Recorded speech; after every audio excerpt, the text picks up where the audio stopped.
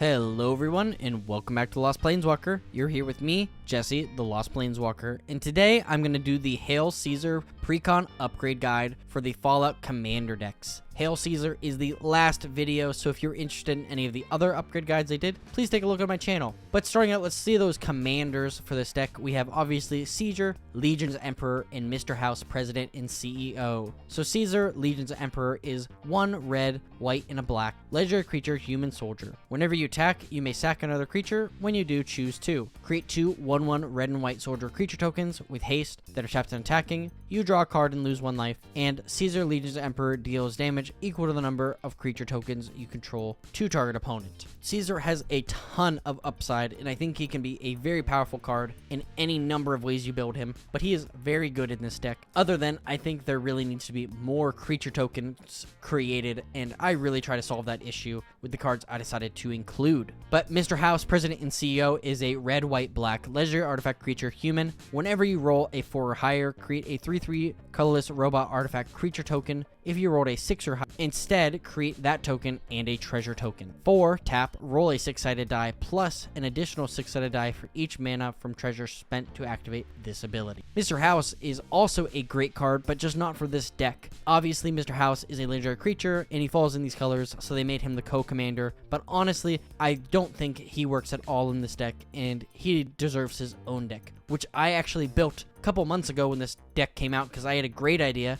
to build Mr. House revolving around the D&D rolling a D20 cards, because you have a much higher likelihood of hitting a 6 or higher with a D20 than you do with a D6. So you're pretty much guaranteed to make a creature token and a treasure every turn, and it is a very powerful. Check that out. Please see in the description down below. But talking about looking at deck lists, there was 37 new cards in this deck, including the 2 commanders, and I'm not going to read through all of those because I kind of did during spoiler season, but if you want to see all the brand new cards, please check out the deck list in the description below for this deck. But let's talk about what cards I decided to cut. There was just a couple of cards that just didn't end up seeming to work too well in this deck, or didn't work as well as I wanted, and I could really see they put these cards in here because they kind of worked, or they needed a place to shove some of these legendary creatures, but I just don't think they follow Caesar's strategy as well as you would want. So let's talk about some of those cards cut with Iridash the Founder, Butch, Delora, Tunnel Snake, and Charisma Bobblehead. Iridash the Founder is a legendary creature human soldier with Enlist. So Enlist says whenever this creature attacks, you may tap a non-attacking creature you control without summoning sickness. When you do, add its power to this creature until end of turn. Whenever a creature you control attacks, if it enlisted a creature this combat, the creature that attacked gains double strike until end of turn, and if the creature's power is 4 or greater, draw a card. So we have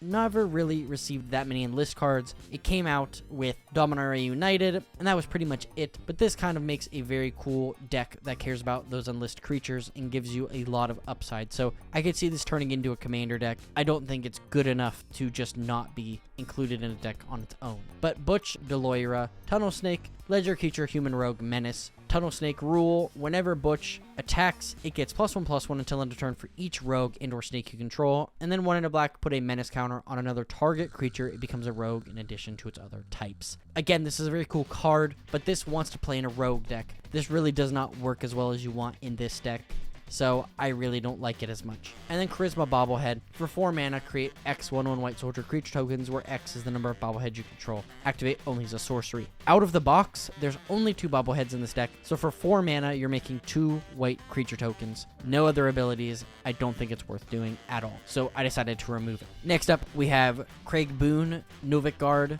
Kellogg Dangerous Mind, and Luck Bobblehead. So Craig Boone, Novik Guard, reach, lifelink, 1 for my baby. Whenever you attack with 2 or more creatures, put 2 quest counters on Craig Boone. When you do, Craig Boone deals damage equal to the number of quest counters on it to up to 1 target creature, unless that creature's controller has Craig Boone deal that much damage to them instead. So Craig could very much be a really, really strong card. Being able to destroy creatures on the board that are becoming a real threat, or just making an opponent take that to face, adds up. You know, after 3 turns, that's 6 damage. Next turn, it's 8. Next turn, it's 10. So that could be a really, really cool deck. But Kellogg Dangerous Mind, legendary creature, human mercenary, first strike haste. Whenever Kellogg Dangerous Mind attacks, create a treasure token. Sacrifice 5 treasure tokens, gain control of target creature for as long as Kellogg is on the battlefield, and activate only as a sorcery. Kellogg is another really cool card. This deck makes no treasure. Outside of Mr. House and another card we're going to talk about next, there's almost zero treasure in this deck. So the fact that like Kellogg is in here just means that he's meant for you to build elsewhere, because it just does not work in this deck, and I don't know why they included him. But Luck Bobblehead is our last card before we talk about the last two. 1 tap, roll X 6-sided dice, where X is the number of bobbleheads you control. Create a tapped treasure token for each even result. If you rolled 6 exactly 7 times, you win the game. So this is the alternate win con with all these bobbleheads. You want to get them all on the battlefield, then roll this and hopefully roll 6 exactly 7 times, which is very, very, very unlikely. So it's a fun way, and maybe if you're playing some stuff that, lets you re-roll, you can get really close or maybe even hit it. But this is more of a fun win con than anything else. He works specifically really well with our next card, Mr. House President and CEO, and we also have Mysterious Stranger. So Mr. House President and CEO, I already talked about. I'm not going to repeat it. He's a really cool card. I built a deck around it. If you want to check that out, please do so. But Mysterious Stranger is 2 red creature human rogue with flash. When Mysterious Stranger enters battlefield, for each graveyard with an instant or sorcery card in it, exile target instant or sorcery card from that graveyard. If 2 or more cards are exiled this way, choose one of them at random and copy it. You may cast the copy without paying its mana cost. So this is a really cool way if maybe you want to dump some stuff in your graveyard. Hopefully you get that thing out. Or maybe you kind of just want to steal some spells for spell casting. I really didn't see where this card was going to be any good in this deck. There's not a lot of discard stuff, so you can kind of make sure you know what's in the graveyard already. I don't really get it. I think it's a cool card, and I'm sure there's a home for it, but I just don't think it's this deck. So let's talk about the new cards to add, but before we do so, I just want to say briefly, if you aren't subscribed to my channel, please consider doing so. I'm going to be building a commander deck from one of the legendary cards in these decks, and the card I'm going to build from this deck is McCready Lamplight Mare. It is white and a black legendary creature human advisor with whenever a creature you control with power 2 or less attacks, it gains Skulk until end of turn. And whenever a creature with power 4 or greater attacks, you, if controller, loses 2 life and you gain 2 life. I think there's a lot of cool upsides and a lot of cool stuff you can build with this commander. So that's the commander I'm going to be building. And if you're interested, please stick around to see that video. But now let's dive right into those cards I think you should include in this deck. And a lot of it is around creature tokens or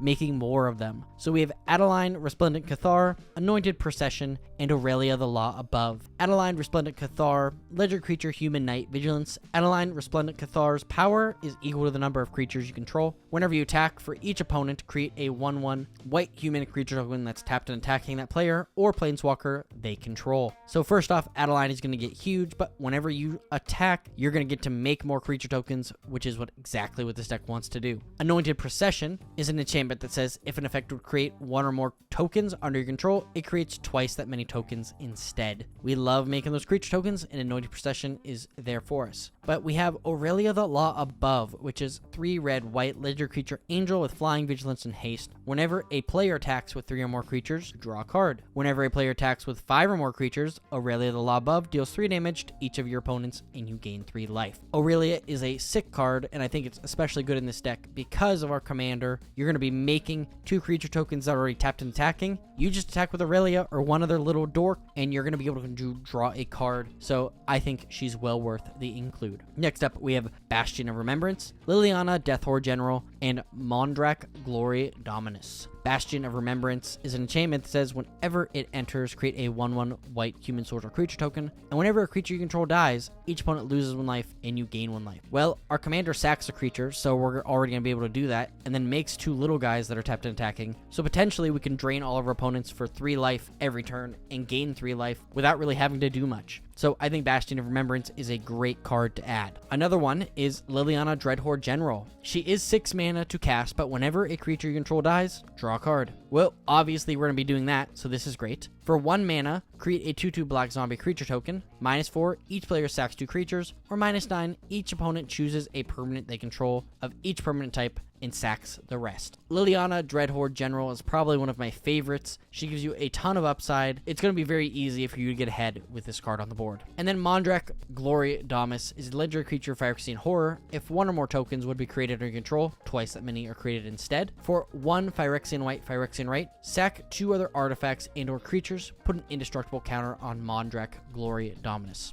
If we have a board wipe, or we just want to stop things that are attacking us, sack 2 creatures, give it indestructible, and that way it's going to be very hard to remove from the board. And the last 2 cards I wanted to include in this deck are Odric Lunarch Marshal and Ojatir Deepest Foundation that transforms into Temple of Civilization. So Odric Lunarch Marshal, one of my favorite cards, especially in decks where you have these little creature tokens, is because at the beginning of each combat, creature control gain first strike until end of turn if a creature control had first strike. The same is true for Flying, Death Touch, Double Strike, Haste, Hexproof, Indestructible, Lifelink, Menace, Reach, Skulk, Trample, and Vigilance. We have so many cards in this deck that give you something. Maybe it's Menace, maybe it's First Strike, Haste, or whatever. It is just a great ability, and Odric is just going to give it to everything. You know, if we have Mondrak out there, we can give everything indestructible. So a lot of great cards and a lot of great things to add from this deck that are just going to buff up all of our little creatures and keep them on the board longer.